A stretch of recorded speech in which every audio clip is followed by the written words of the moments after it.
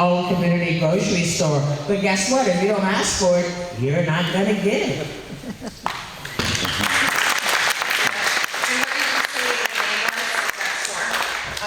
I can't remember the name of it, but it's the New Columbia grocery store. There's only one there. And then the man who started it, it would be great for you to invite him because it was a community effort to make that grocery store happen. And they are so proud of that grocery store. It is pretty phenomenal. One of the other phenomenal things about that particular grocery store is they sell no tobacco or no alcohol because that was a community commitment.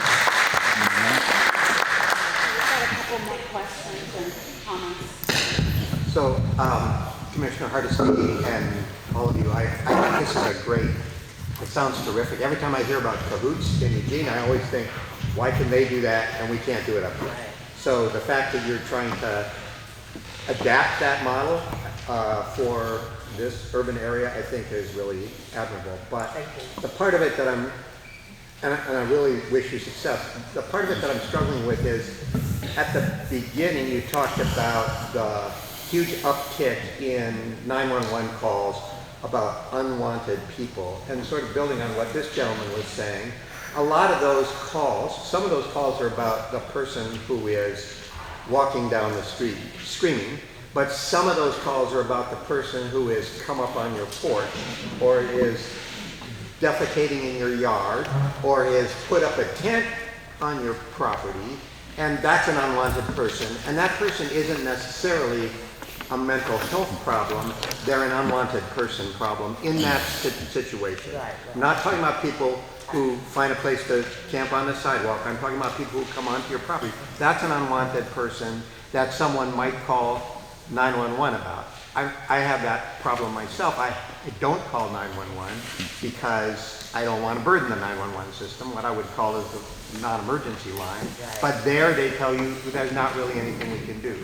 I don't quite see how this program is going to reduce the number of calls about the unwanted person situation. So the connection between that cause and this effort doesn't seem clear to me.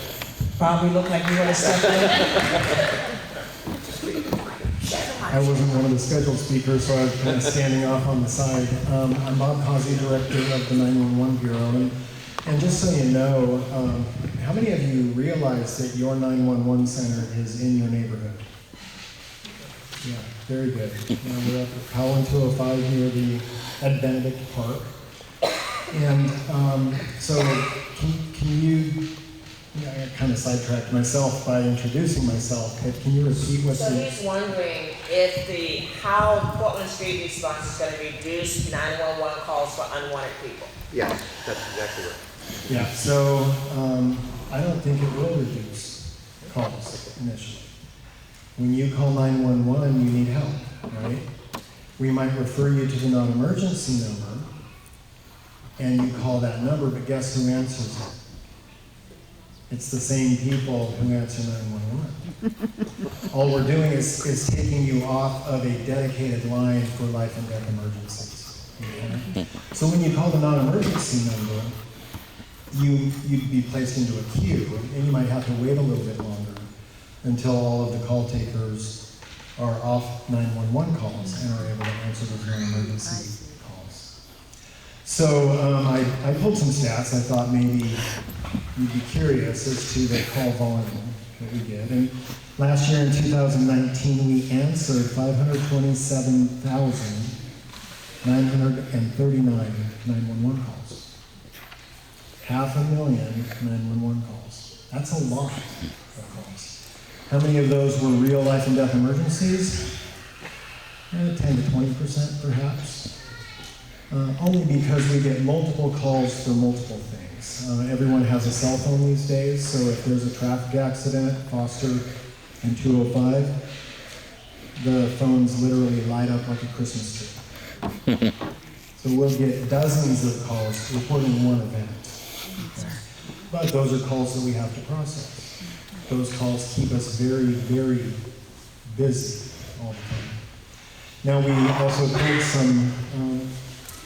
some initial stats, and these are, when we look at the Lents community and the numbers of calls for service, we had 500,000 911 calls, okay? That translates to a much smaller number of calls for service.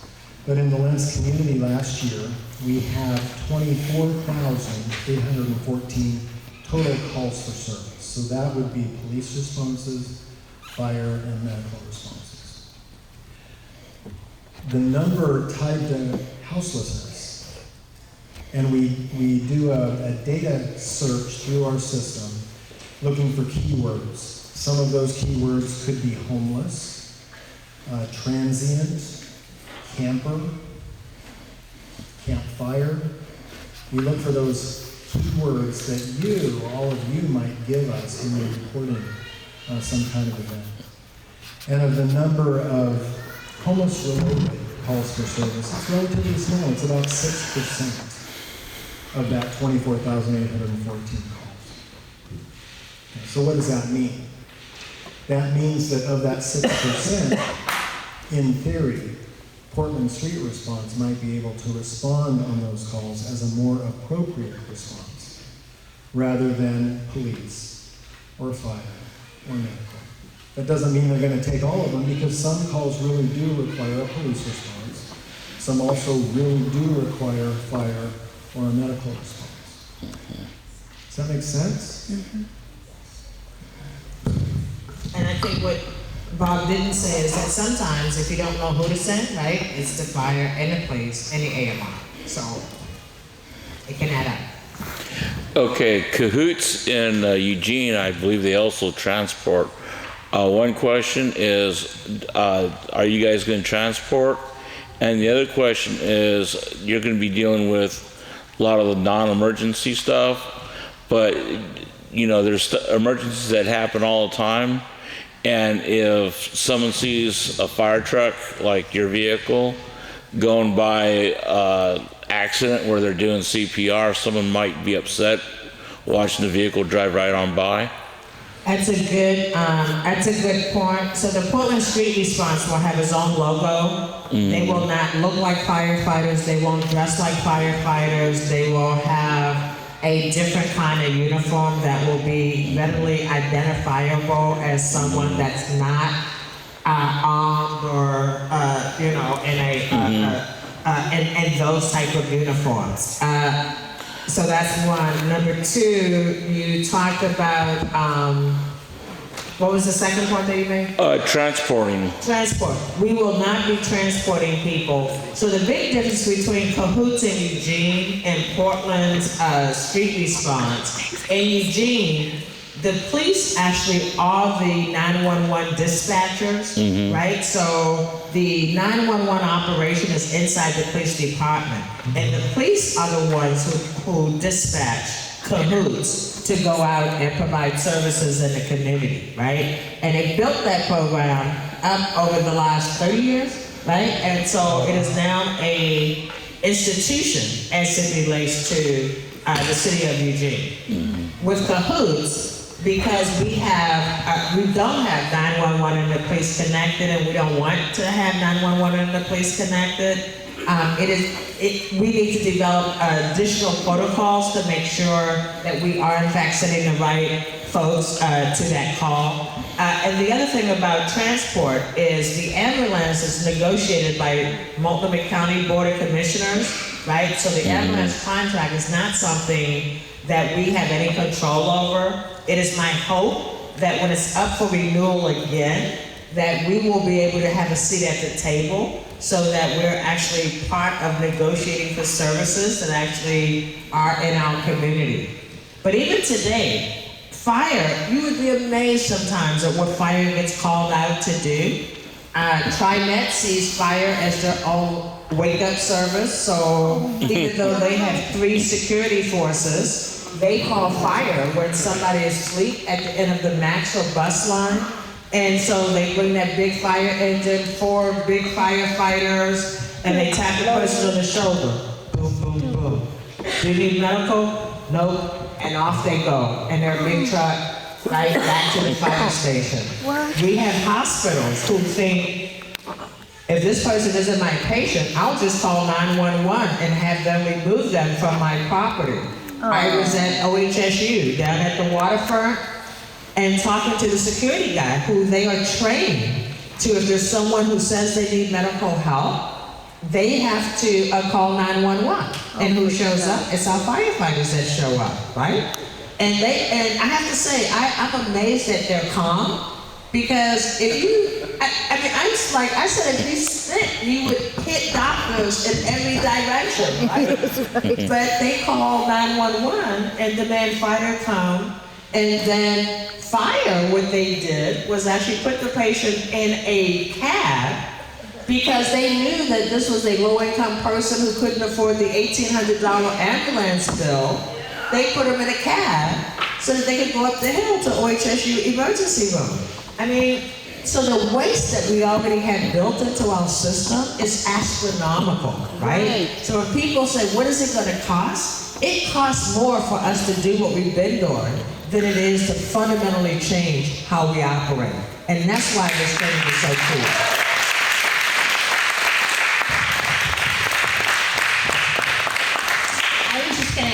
That on the advocacy side, I hope that you do advocate for transport. I think that that's a really important piece. So I look at it, all of you, I want to get a little bit lofty, because as we were talking about this plan for the months and months and months, neighborhoods all over the city were clamoring to be able to be the pilot. And I think it's pretty exciting to be able to be in the neighborhood where you're all going to figure it out together, the way that Commissioner Hardesty said, where it's kind of up to everyone to help this succeed too. And I want to point out that I think a lot of neighborhoods would love to have Tremaine in their neighborhood. When you're mentioning Cahoots, Tremaine trained with Whitebird that runs Cahoots.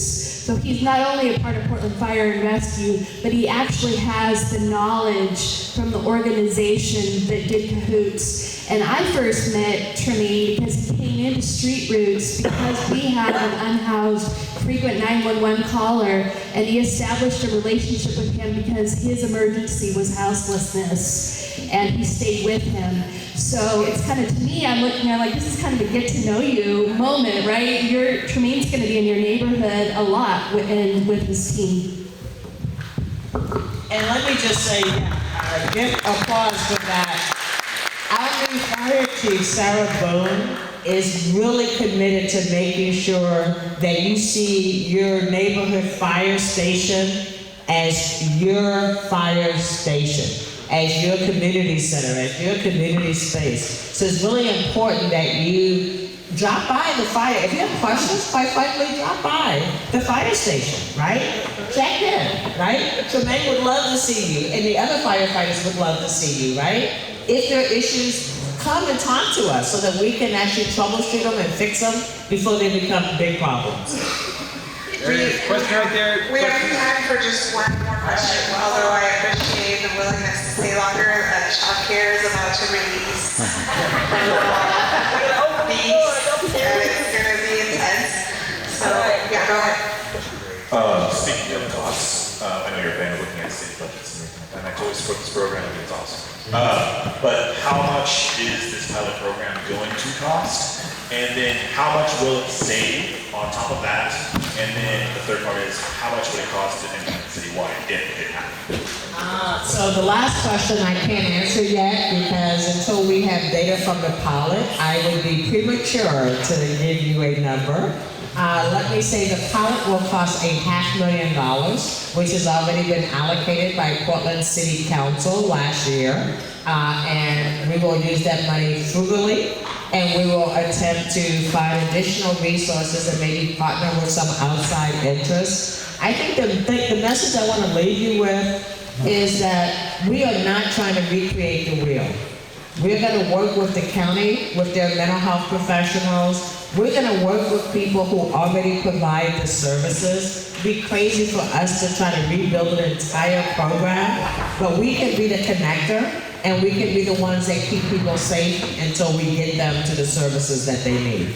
Thank you all so much. I'm so excited you are here tonight.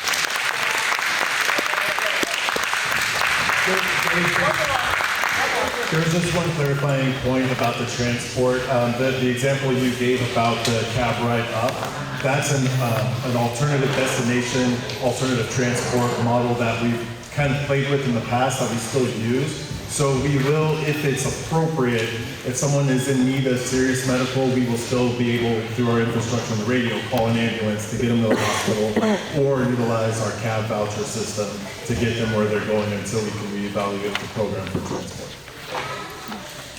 Yeah, thank you.